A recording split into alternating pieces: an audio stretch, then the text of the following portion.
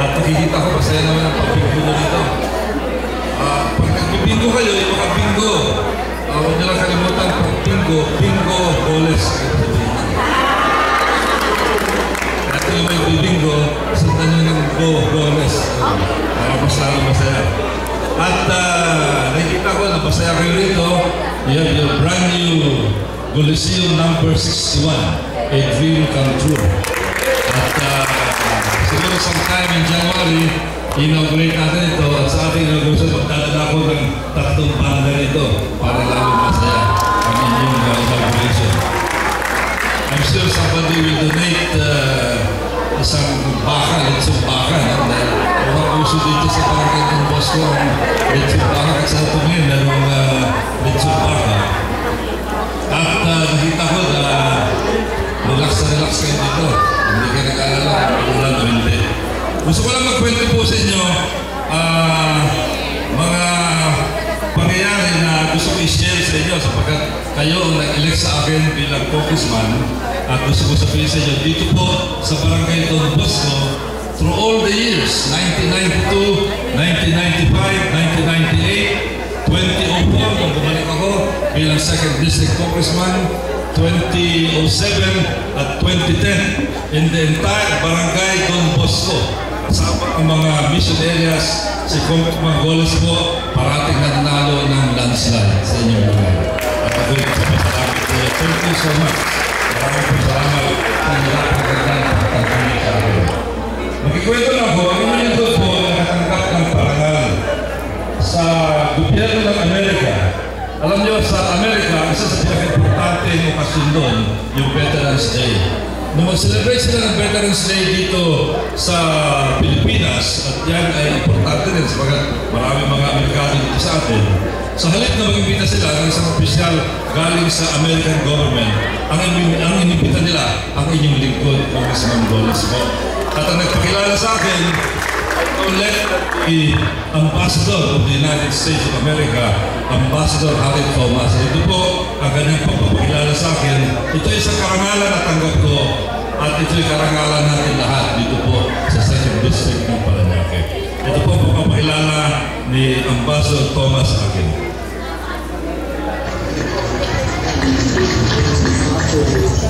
Introducing our guest of honor, Congressman Roy Goles. Congressman Goles is serving his 6th term as a congressman, representing the 2nd District of Parañaque City.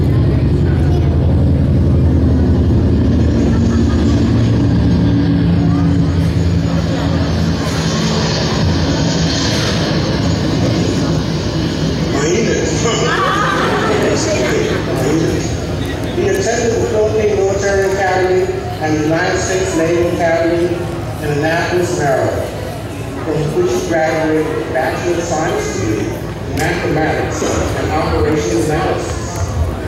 While at Annapolis, he was the day boxing champion for 4 consecutive years, establishing a record as the first to achieve this feat since the Academy was established in 1845.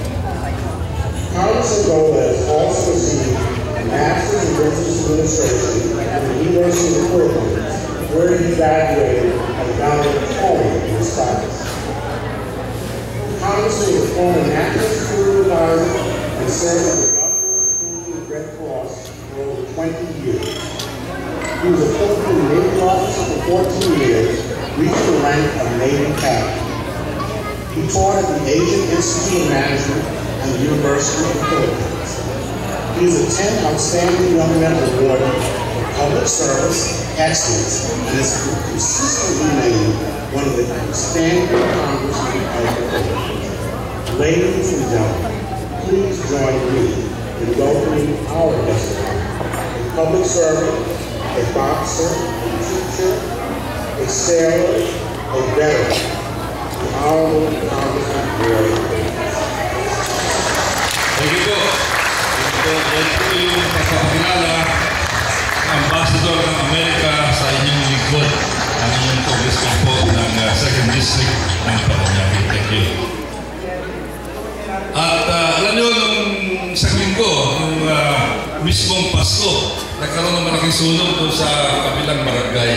Doon ako galing kanina. Sa barangay Marcelo Green, doon sa North 8, which is one of the largest communities in that barangay. At sapagkat ang training ko ay bilang Red Cross Governor for 20 years. At sapagkat tayo naman ay trained in firefighting nung nasa Annapolis at sa Navy, agad tayo nagpunta ron, isa tayo sa unang nag-responde at pumasok mismo sa lugar ng sunog, yung mismong umaapoy na lugar. Ito po yung mga nagpapakain kami ron tuwing umaga at tumulong tayo kahit paano dun sa firefighting na ginagawa habang nasusunod. Ito po.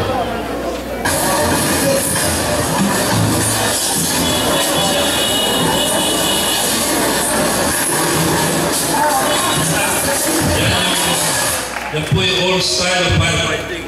Ito naman medyo modern ang konti ito.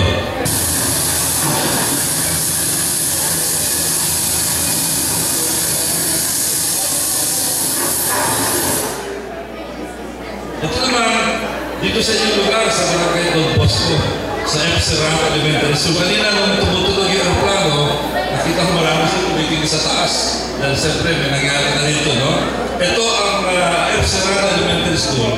Ito yung nasunog nung bumagsak yung aeroplano dyan. Nung nasusunog yung mga building, agad ako nagpunta ron, talagang nadudurog yung puso ko. Dahil halos lahat ng mga school buildings dito ay naging project po ng building code. Kaya nalulungkot ako nung nasusunog. Ang ginawa ko, tinawagan ko agad si Secretary Luistro ng DepEd at nireport ko sa kanya. Sabi ko, Mr. Secretary, we need help here. Our school buildings are being destroyed by the fire. We need your help for the reconstruction. Tapos pinakausap ko sa kanya, ang principal na si Miss Morit, si Mrs. Morit, nasa likod ni Father Jerry Batan. At nag-usap sila. Nag-assure naman, yung Luistro, kaya masaya kami. Kahit nasusunog, masaya kami with that assurance. Pero alam nyo, habang nag-usap kami ni Miss Luistro, ni Mrs. Morit, bigla kami binagsakan ng isang toneladang tubig galing doon sa firefighting helicopter. Ayan, ito, malapit kasi kami sa sunog. Ito yung sunog namin ni Miss Morit. Maglapos na, mapagsaka kami ng tubig. Ayan si Miss Morit, yung nasa kanan ko, medyo groggy pa nung mabasa ng tubig. Ako naman, ang pinaka-worry ko noon, sa paggaling ng tubig.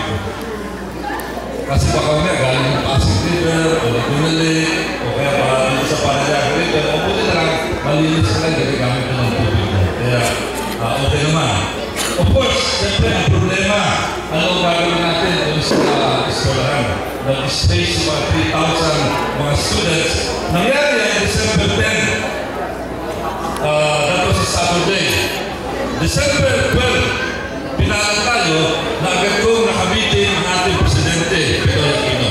At binanggit ko sa kanya ang problema. Sabi ko, Mr. President, we need your help. Our major school was destroyed by a fire. Pero pinagkita sa kanya, yan po yung sunog na ang dahilan ng pagbagsak ng aeroplano. He immediately got very interested. At binigyan niya ng instruction si Secretary Abad, who happened to be in the area when I met with the President. Nagkaroon kami ng exchange of text ni Secretary Abad at nandito December 14, just 4 days after the fire, sabi niya, Roy, meron na siyang posibleng makitang funding from DepEd's CRF or the Quick Reaction Fund niya. And on December 16, nagpadala ulit ng text sa aking Secretary Abad at sabi niya mukhang lumilinaw na, pero sabi niya, kailangan i-text mo. You may want to text Noy, that's the President, and seek approval of him and thank him. Kaya yan ang ginawa ko. That very same day also, I texted the President to reiterate our appeal.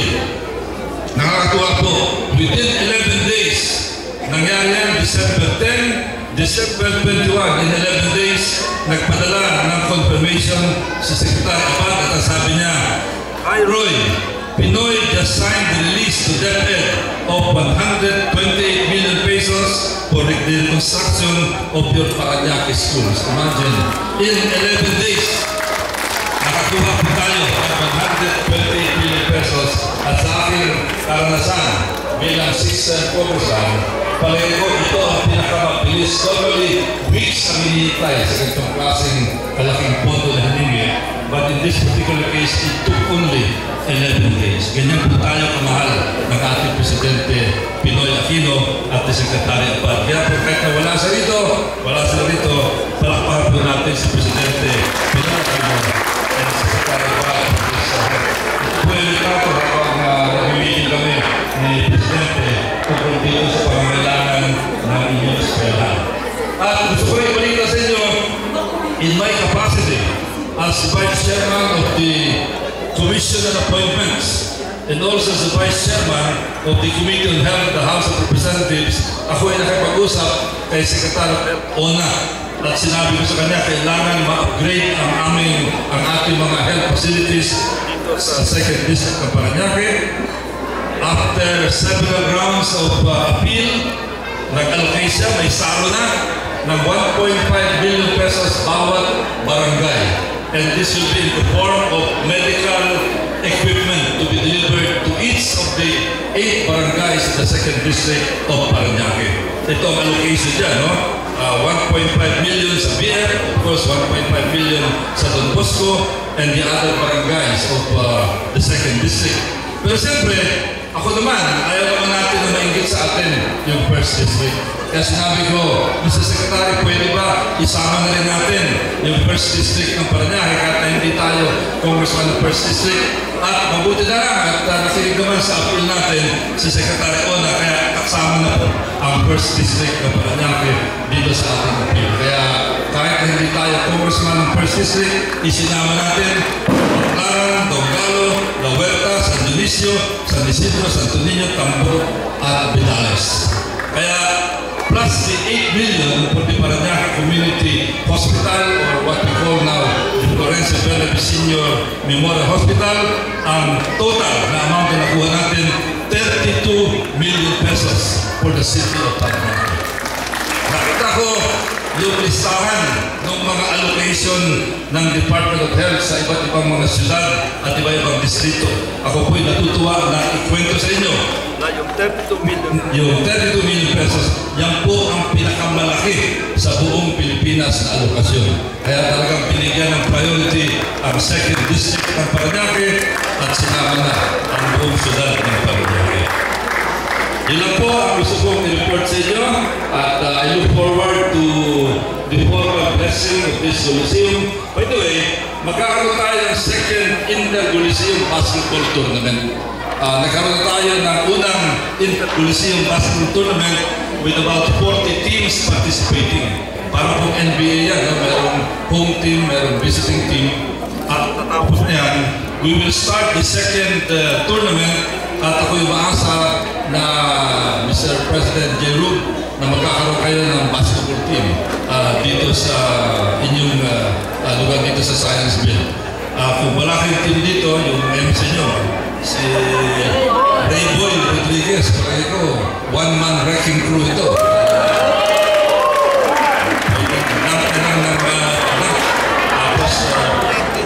Tapos ang guard, si Jerome, at saka si General Dan. Tapos ang coach, maybe si Mr. Platon, magiging coach nito. Playing coach si Mr. Platon. Tiyak, walang kalaban-laban yung mga ibang teams sa mga ibang mga Coliseum. Sigurado champion na ang Scienceville. So, yun lang po. So, sa inyo po lahat, Merry Christmas po, Happy New Year. Ay pagkasal natin na sana lahat tayo magkaroon ng mapayapa, masagana at masayang taong darating 2012. Maraming salamat po. Magandang gabi sa mga. Huwag niyo kalimutan ha, yung